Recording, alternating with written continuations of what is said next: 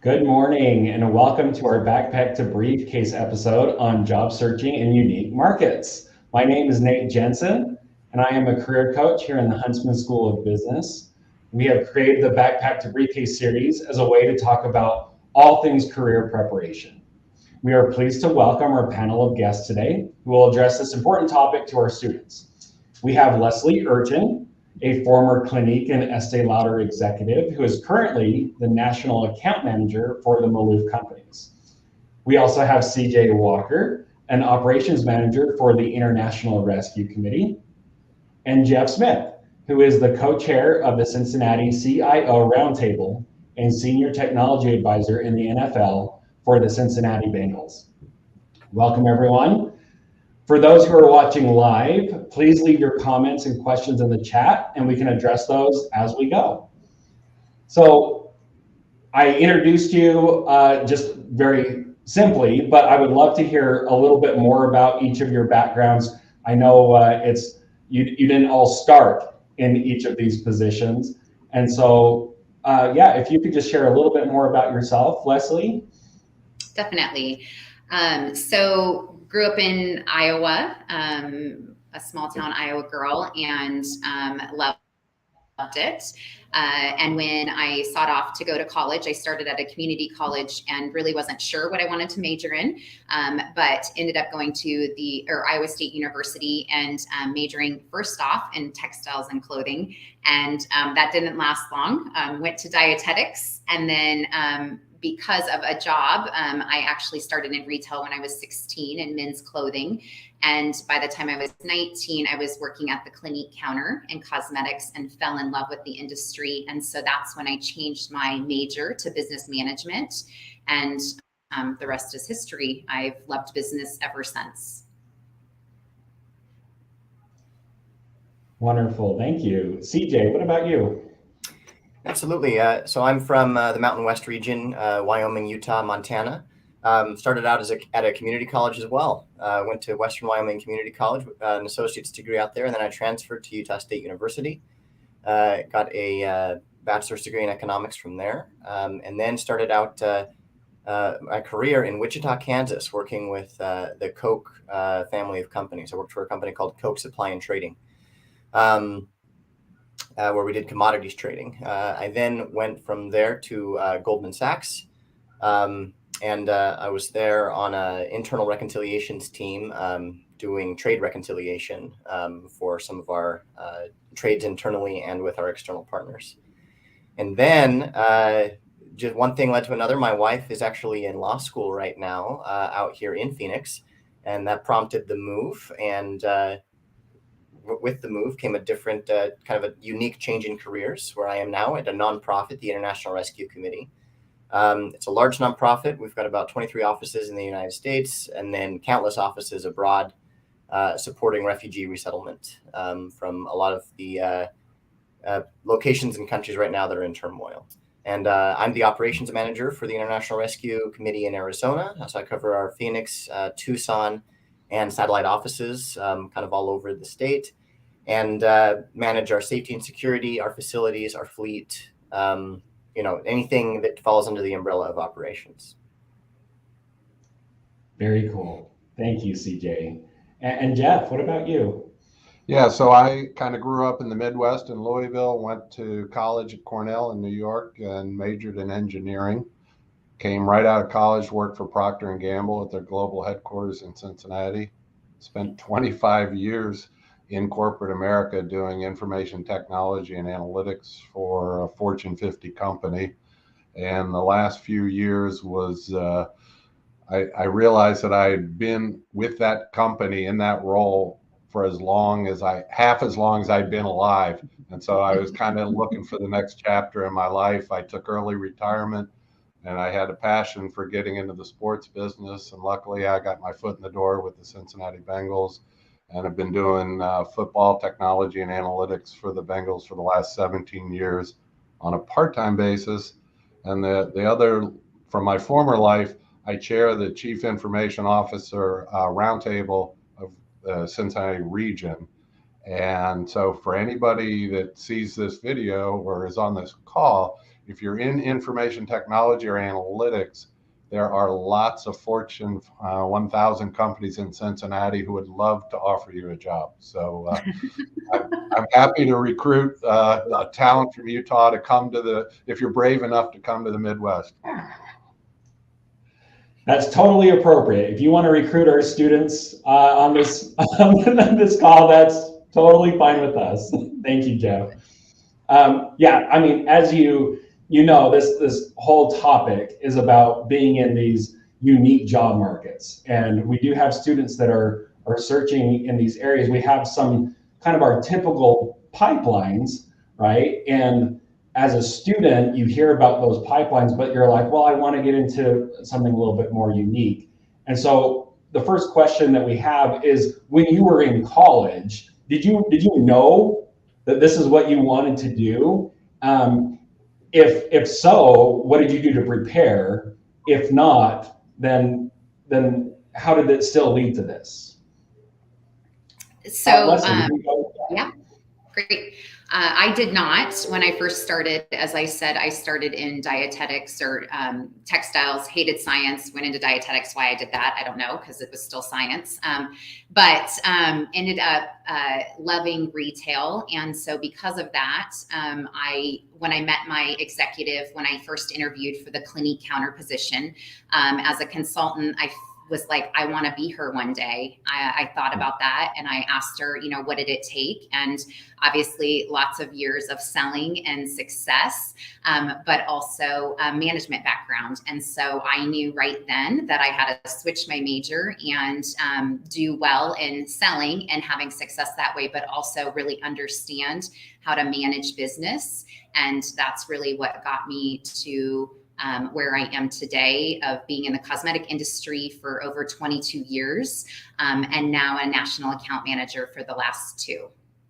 And home, and that is Maloof Companies and most of you might be familiar, but if you're not, it's right here in Logan. So I can recruit too. If you don't want to go to the Midwest, even though the Midwest is amazing, definitely, we are right here in your hometown, which is awesome. Wonderful. Thank you. That's awesome. CJ, what about you? Yeah, I absolutely did not know this is what I'd be going into, when I was in school. Like I said, I started out more of, trade settlement side of things. Now I'm in a nonprofit role, but I guess for my first few jobs, it was more in line with what I was expecting, coming out. And, obviously that prepares you well. School prepares you well for those types of roles. But just yesterday, we had, we have a program in IRC called New Roots, where refugees are aided to help grow plants, get into agriculture, start farming to supplement their own food needs, as well as, perhaps do a job. And one of our gooseneck trailers was stolen. And as I was going and trying to find the gooseneck trailer, working with the police, we did find it. And going through all the title issues from that, I thought, boy, I did not learn how to do this in school. But the important thing about school is that it teaches you how to think and process, go through a process to get to, a solution. And that's what you're going to be doing in any role, no matter, which one of the three of us, what we're doing on a day-to-day basis. We're working through those systems to solve problems, which is the best way to prepare, is understanding how to think in systems and solve problems, I think. And I just got to jump on the train here. If we're talking about recruiting, we have 23 offices. We also have one in Salt Lake City, which has a myriad of programs, including the New Roots one that I just mentioned, as well as economic empowerment programs for providing loans, both micro and macro, to incoming immigrants and refugees to help start businesses. So if folks are interested, I'd be happy to connect to any one of those 23 offices in the United States, or look at options outside of the country as well. Fantastic. I love that. Thank you. And Jeff, yeah, what about you? Yeah, first off, I got to say the three of us putting on our sales hats is a good thing for your students. So that's, yes. I'm glad we got this into a fun rivalry. So the types of roles that are out there in sports, like the one I'm doing now, didn't exist back back in the dark ages when I was going to college. In fact, things were a lot more simple. I was good in math and science, so they basically said engineering. So it's kind of like just saying go northeast, or go southwest. They didn't tell you which state, which city, which industry. You just kind of generically go that way. I knew I wanted to work at Procter and Gamble. They had a wide variety of stuff I wanted to do, but the sports thing, I couldn't even have dreamed of it. So I mentioned earlier that I got to kind of a fork in the road where I'm sitting there going, hey, 25 years in one company, 50 years or less than 50 years on the planet, time for something, chapter 2. At that point, so in my mid 40s, I started doing serious research on, is there relevancy to what I do in the sports industry? And even then it was still kind of emerging. So I had to, when I did take early retirement, I made parallel offers to the Cincinnati Reds baseball team and the Bengals, just saying, you don't know me from Adam, so I'll do a project for free to prove that the analytics and technology is relevant, and what I know from P&G is relevant to your industry. And you get a project for free, I get some experience, we'll see where it goes. And the Bengals took me up on it, and 17 years later, I'm still contributing. But I did a lot of research to figure out what's going on in the sports industry that might be relevant to what I could bring to the party. Well, that's awesome. I love that experience, but it's also great advice of creating value for the company before you even get there. Really, really amazing. And that kind of goes into my next question. And all of you have kind of answered this, but maybe let's think of this in terms of advice of, you start in one industry, right? And all of you have pivoted into new industries. What advice do you have for students if they're trying to get into something, but there's not a lot of opportunities, so they go in a different direction? How can they get there eventually?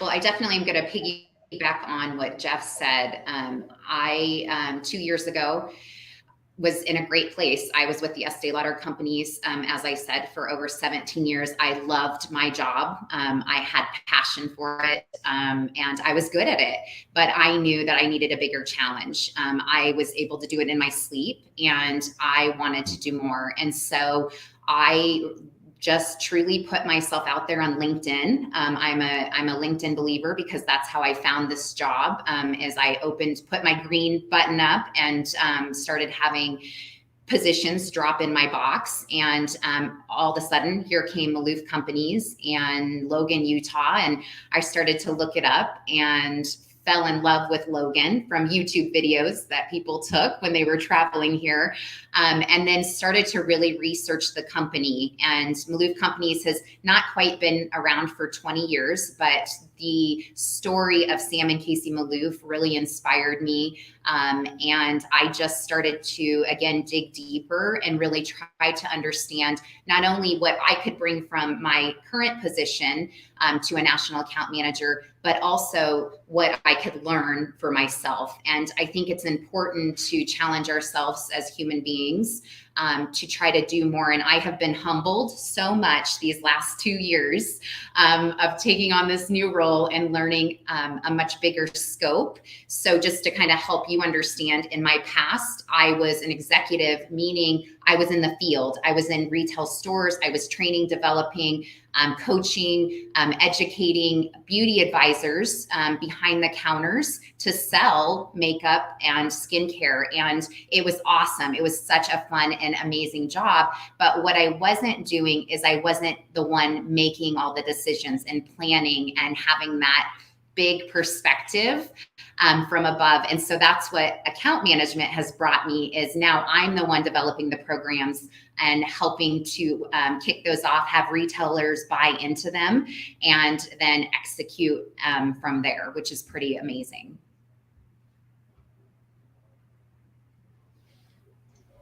Oh, that's great. CJ, what about you? Yeah, absolutely. I'm going to take it a little bit more in the direction of maybe resume is extremely important. I pivoted a couple of times now, and I think that it's very important to identify what's out there as far as resumes are looking. If you're looking at a specific company, do some research on what kind of resumes are getting folks hired at that company. You can even ask people, like, what did your resume look like? What was something that was important to them? What format even, was it in? And then do a little bit of networking, and those go hand in hand. Hey, I'm thinking about applying to this company. I noticed you work there. Is there anyone I should talk to? Could we grab lunch sometime? What did your resume look like? What was something that was important to them that I need to beef up on my resume, or change? Or maybe there's an extra class that I can take that will set me apart from the competition. But I think sometimes we're worried about being too polite. And of course, we should always be polite, but there's no reason that you can't reach out to folks. The worst thing they can do is say, hey, I can't talk, or, can't message with you right now. And chances are most folks are going to be like, oh, hey, thanks for reaching out. Here's so-and-so, you can talk to them. Or here's our open job listings right now. This is kind of what we're looking for. People are really eager to support other people. People want to work with nice, great, fun, energetic people who want to work there. And if that's who you are, or that's who you want to become, that's fantastic. People are willing to work with you. Love it. Love that advice. Jeff, what about you? How did you pivot to this new role? Well, I'm going to go a little bit different direction, I think, and that is, and this is specific to the sports industry. So this is kind of for anybody out there that's saying, "Gee, I really want to get into sports."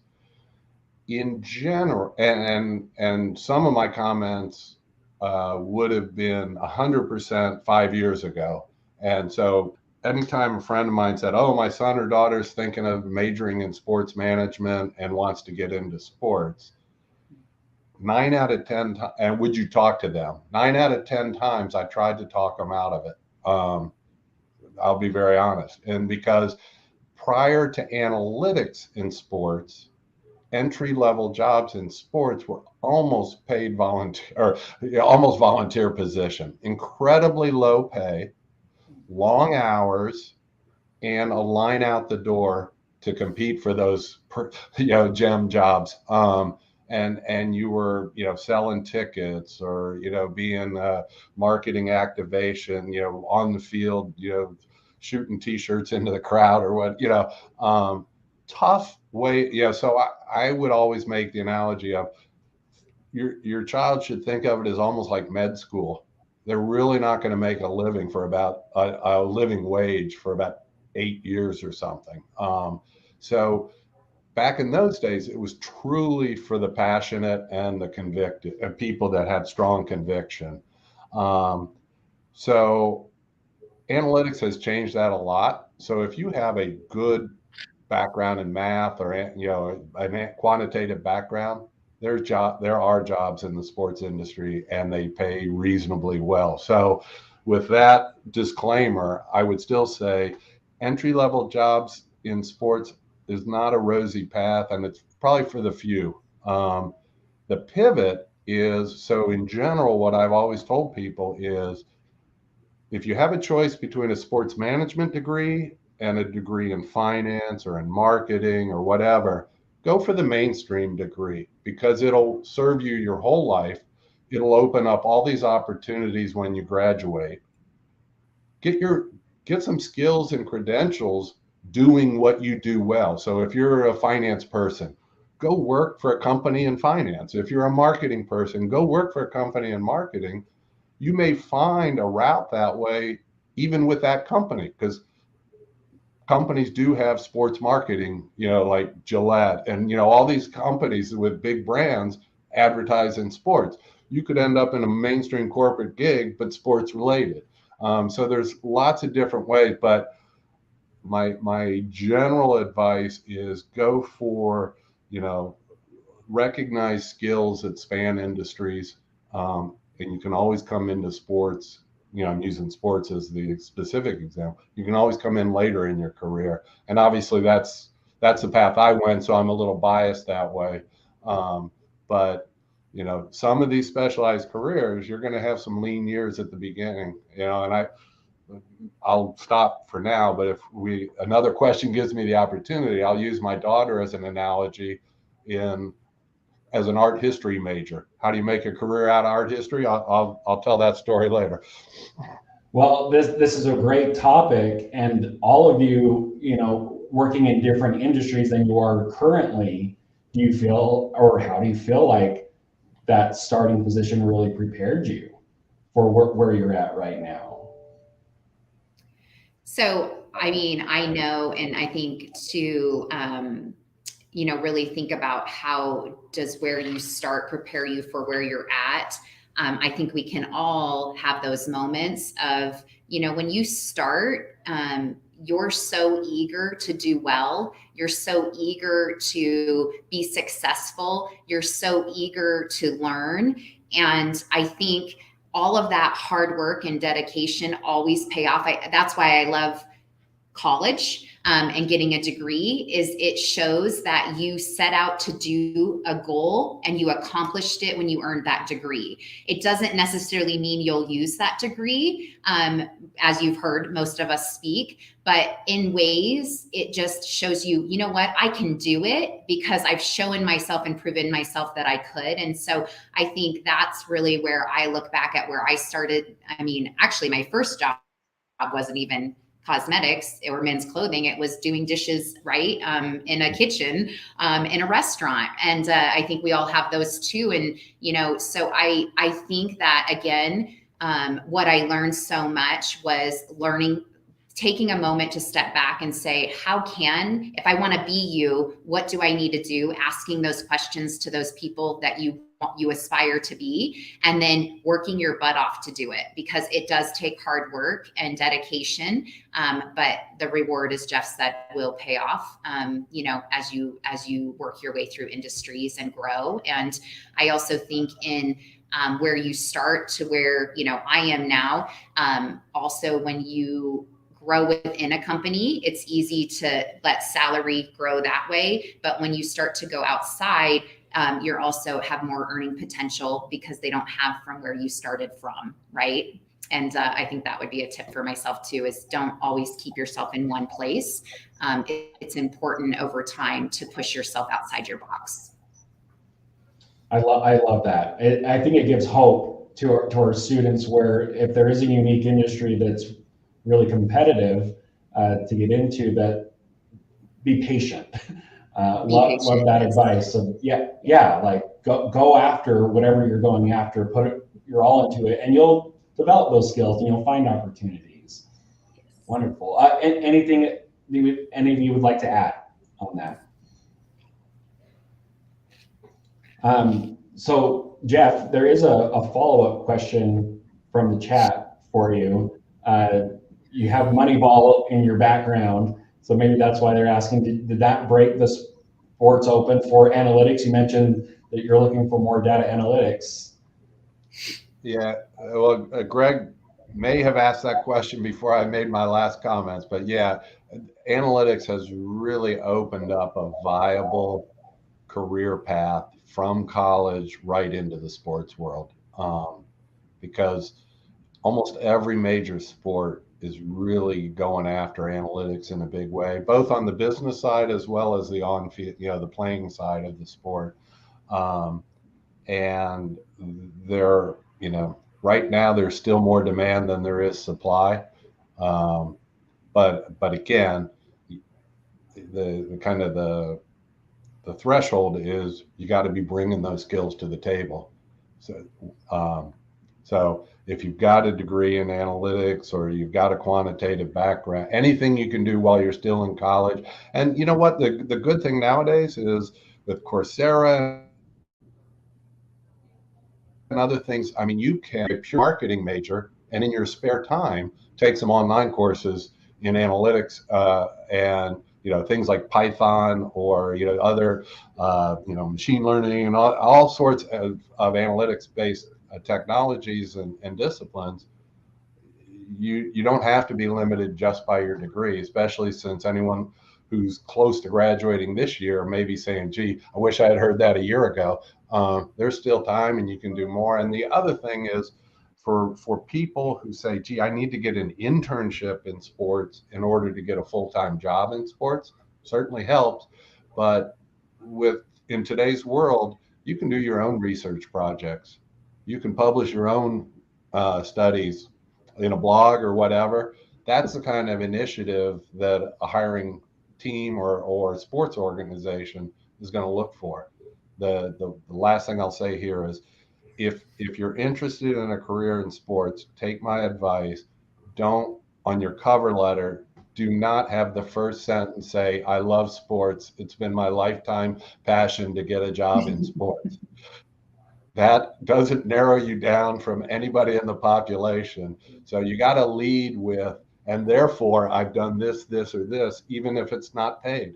And then right there at Utah State, if you want to get into analytics or in sports in general, if you haven't done something with your own athletic department, to me, that says you're more casually interested than you're devoted. So I'm sure Utah State would love to have students volunteering to help their sports teams. This is excellent advice. Just a treasure trove of advice.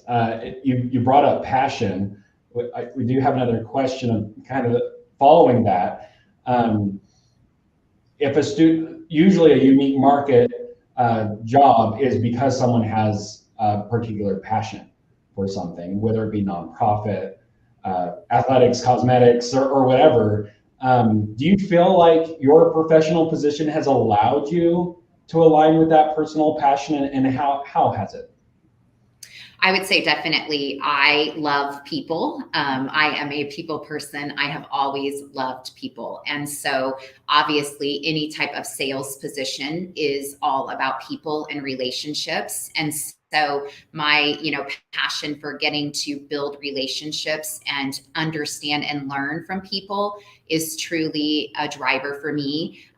The other word that I just used was learning. I love to learn, but not only learn, I love to teach others what I've learned. And so this job has truly, over all the years from my cosmetic experience of not only being an executive in store and hiring, but I also was able to teach education in the classroom for the beauty advisors. And I love to teach. And so I think overall, just taking all of that and being able to build those relationships, build trusting relationships with our retail partners, and use that to drive and thrive myself, but also to help a company that I believe in do well, really truly has paid off.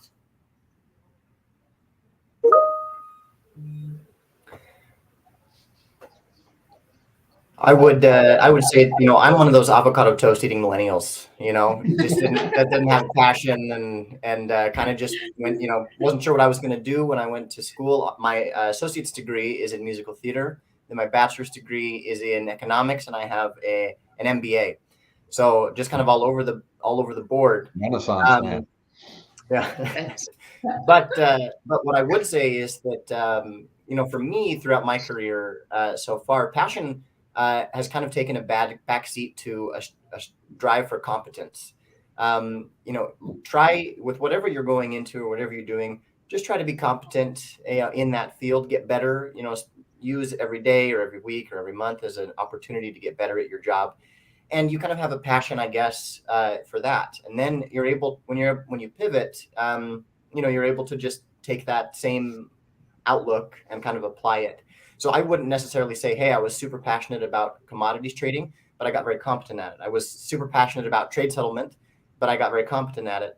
And then definitely hadn't done it before, so I wasn't super, competent or passionate necessarily when I switched over to IRC. But I guess that passion maybe will come as you strive for that competence and strive to get better, even if it's not necessarily something you have right now. I'm just one of those unlucky people that just doesn't have that. I just didn't wake up one morning and be like, you know what, I'm going to be X, Y, and Z. And so there are folks like us too. And we just got to work through that. And I think one of the ways is just striving to be better, and passion will come. And then you'll identify a few things that you do like within that, and you might pivot. And then you'll identify a few more things and you might pivot, etc.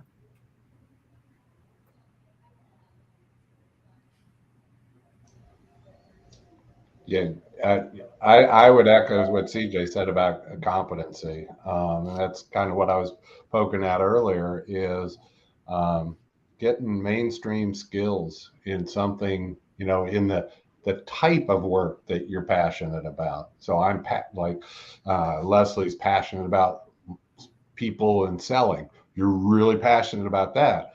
If you want, and I'm going to keep using sports as my specific example, you can sell in other industries before you go into sports. So you knock on the door 3 years later to a sports team and say, look what I did, boom, boom, boom, boom, built these businesses because I'm so good at sales. That's going to be better than someone coming off a college campus taking one of those minimum wage jobs that I was talking about where they're working 20 hours a day. So it's all about skills and competencies. And the bit about the shortest distance between 2 points is a straight line. For some of these unique careers, that may be the shortest distance, but it may not be the best. Get out and get your credentials and your skills doing, with what presents to you as the best opportunity coming out of school. Do that for a while and then come over. So it may be one of these instead of this, but you could be better off going that route. Wonderful. Thank you. Those are great, great comments. We did have a question in the chat from Brigham. They're asking, when looking at companies that they would like to work for that seem interesting, who do you contact or connect with that company, especially in these unique markets? And what kind of roles should they target in connecting with people? Well, I think any of you can answer. Yeah. And I think I'll piggyback onto what CJ was saying earlier about your resume. I know, and I took this actually from a friend, but I was a little nervous, but I did go ahead and put my picture on my resume. Just a fun picture, but I think that it shows you're, very ready to be out there. I also think from when you're looking at a position, do you really hit the qualifications? And when you're, entering the job market, I think you're starting, of course, with not as many skills, but are you able to fulfill those skills from other things you've accomplished in life? Like for me, I was a #1 Girl Scouts cookie seller, right? Who knew that 20 years later that would pay off in sales? And so I know it sounds funny, but sometimes when you're starting, you do have to dig deep on, can I really hit those skills? Do I have them? Or I think even to some of the points that have been brought up here, are there other ways to educate myself, not just in school, but are there seminars I can do or webinars I can do that I can, use LinkedIn and take some of those courses and put those on my credentials? And so I think if you're able to speak and really hit those skills that they're asking for, you'll be recognized. And then I also think, to CJ's point, don't be afraid to call and follow up. And, did you get my resume? Have you seen my resume? Oh, well, it's a recruiter that looks at your resumes first. Well, is there anybody that I can talk to so I can push it through on this side? I think, just be a dog with a bone, so you will be able to get recognized. Yeah, absolutely. I would wholeheartedly agree with what Leslie said there. And I think she also brought up another great point about LinkedIn. LinkedIn is such a great tool. If you go out to the company that you're interested in and you go to their page and you follow them, it's going to show you down in the bottom corner, 4 alumni work here, or 3 people who did X, Y, and Z that you also did work here. So all you need to find is some common thread. And look, they might be alumni who were at the school that you're at, 20 years ago.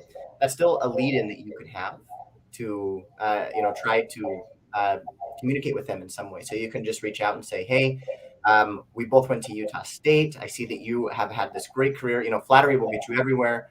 Just say, I was admiring your page. It looks like you've done fantastic. I had a couple of questions. And then put in a couple of questions, put in your phone number, say, hey, this is just something I'm interested in. The worst thing, if you're polite, the worst thing that's going to happen is that they don't answer or they just don't have time. But the best thing is they'll refer you to someone, or they'll take some time to call you, or they'll, reach out. And you can start a relationship. And oftentimes opportunities come from people that you don't know directly, but they're kind of that second degree of separation where because you talked to this person, they mentioned you to this person, and this person reached out. So it's just about being proactive and polite. And, that's a line to walk sometimes. You want to be persistent, but not overbearing. And I think that's just a balance that you'll come to figure out. But if it's something that you really want, sometimes things work out. Sometimes you got to nudge them a little bit. Yeah, I the benefit of going last. Yes, I agree. And especially for unique industries. So when I said earlier, like my last 3 years at P&G, I researched the hell out of sports. I mean, LinkedIn didn't exist back then, but if it had, I probably would have spent years on. I mean, because what's the expression about Kevin Bacon? How many degrees of separation or whatever? If you spend enough time, no matter whether it's a mainstream corporation like P&G or a small sports industry or whatever, you'll eventually find somebody in your backyard who's related to or something. And very innocuously, you can then reach out and to CJ's point, anytime a college student or a student says, do you have a little bit of time to give me advice on your industry? That's hard to turn down. I mean, they're not saying, hey, I want to get my resume in the back door. Can you help me? You're just asking for advice, or I want to learn more about the industry. That is a great way to get your foot in the door and build a little bit of a relationship. So it's the small talk before you jump into the I want to apply for a job kind of thing. Yeah, sounds like it's even less about what position these people are, just the fact that you're reaching out to people within those companies and industries. The Kevin Bacon thing. Yeah, just build those connections. Wonderful. This has been amazing. You've given such great advice to our students. Just as kind of a final question, if there is any other advice before we end this session that you would like to give to our students, what would you tell them? Leslie, maybe you could start. Yeah, so I would just say, I am, as you can hear, a passionate person, and I do think passion is a gift, and it's a gift that keeps on giving. And so when we say do your homework, or when I share that, I think what it really means is when you go into an interview situation, and I'm going to go back to LinkedIn again, is look up everybody, ask ahead, who am I going to be meeting with? What is their title?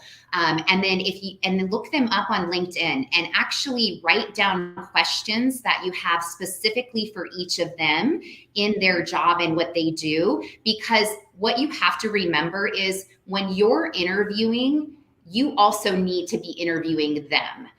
You need to be interviewing them as a company. You need to be interviewing each person you might directly work with or report to, because in the end, it can't just be a fit for do they like you, but you need to like them too. And I think that that's the most important thing that I can leave you with, is that you have to know, am I also not just a good fit for them, but do I really like them? And am I going to do well? And am I going to be successful and thrive? And that's really by understanding what is a value to you, or your values, and what do you need to get from your career, and write those down before you walk in. So when you walk out of those interviews, you know that this is a good fit for you. So you will be happy. That's awesome. Love that advice. What about you, CJ? Yeah.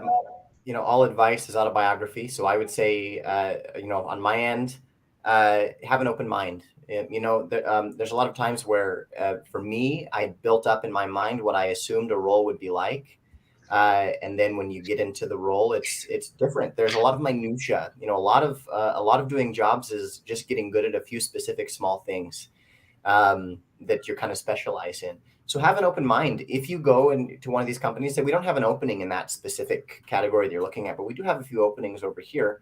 Consider it. It might be a good fit. It might not, but consider it because you can always go laterally, and then you also might get in there and get a better view of what you're doing and what others are doing, and say, oh, that's a little bit different than what I was thinking.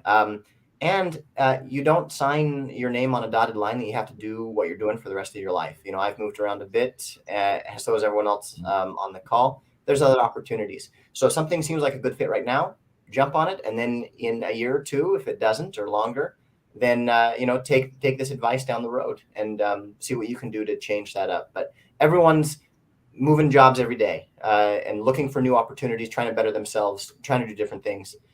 So just keep an open mind. Fantastic.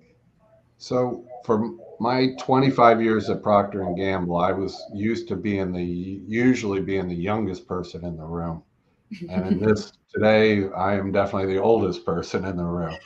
And so I kind of try to keep myself in check. And so I gave all these warnings about don't think about going right into sports and blah, blah, blah, So, advice from the crusty old guy, So I want to come back. I mentioned about my daughter. So I want to give a counterpoint to my advice about the sports industry, outside of analytics. So my wife and I both were IT technical degrees, worked at Procter and Gamble.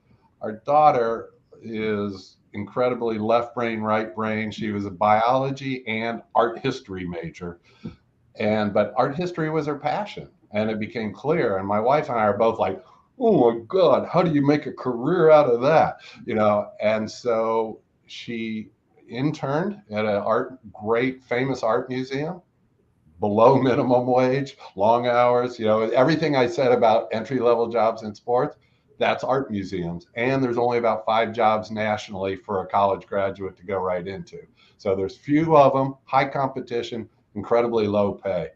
And so I connected her with a friend of mine from the Baseball Hall of Fame in Cooperstown, who was a museum science major, asking him to, in essence, talk her out of it. But he gave her great advice. And he said, art museums aren't the only place you can practice your passion. Think about companies who do business with art museums. And he introduced her to a guy who's got a small consulting business in New York that does PR and strategy and communications for cultural institutions. So right out of college, she's doing what took me 25 years to get to. She's making a living wage following her passion. I couldn't be more proud of her, and she did it. So, only listen to half of what the crusty old guy said. Take my daughter's example as an alternative path. Well, I think this is all great example of just talk to people, learn from them, give advice. They can make a big difference. I love that story and all the examples and advice that you've given. I can't thank you enough for the value that you've just brought to our students on this call. That this is the end of our time. So I would like to give a little plug. You've all given your own plugs to come work at your companies. I'll give you our own plug for attending some more events that we have coming up. If you're watching live, today we do have a Women in Finance event this afternoon, if you haven't registered for that yet. But next Friday, our Young Alumni Board, a bunch of them are going to be speaking on these Backpack to Briefcase episodes, our senior series. So targeting the seniors graduating here in just a month or so. At 9 a.m., 10 a.m., and 11 a.m. next Friday, they're talking about relocating, about first role success, which was brought up a little bit today, and also managing up. How can you move up within those companies? And so some more advice to come. Again, thank you, Leslie, CJ, Jeff. This is, like I said, been invaluable. We cannot thank you enough for the time you've given. So thank you. Thank you.